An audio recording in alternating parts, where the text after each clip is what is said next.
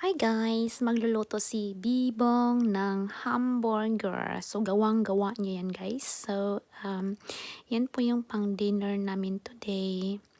Yan, nakikita ninyo, takpan muna daw niya. And meron kami ditong tinapay. Yan. So, meron din tayong cheese. And yung pomis ay nasa oven na siya. Yan. At meron tayong tomatoes, fresh na tomatoes panglagay natin sa hamburger.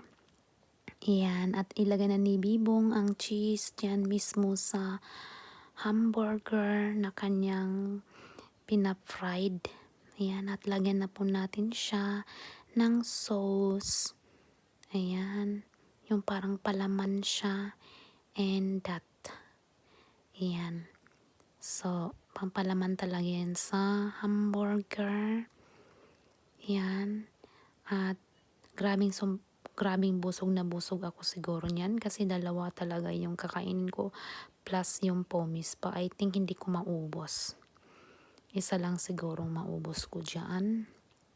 Sabi ni Bibong, dami namang sauce. Yan.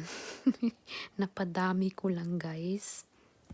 Ay guys, ito na. Nailagay na ni Bibong ang aming pagkain na yan. Ang hamburger. Tuloy-tuloy natin yan. Takpan na po natin yan.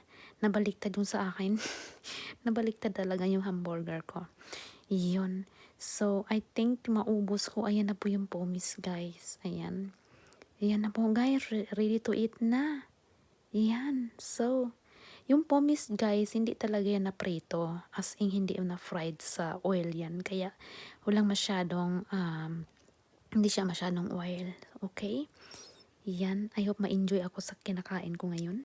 Ayan na guys. Upo tayo. Kakain. Ayan si Bibong. Ayan, kain tayo guys. Ayan. Habang manonood ng habang manonood ng ng pelikula. Ayan guys, see you, bye bye.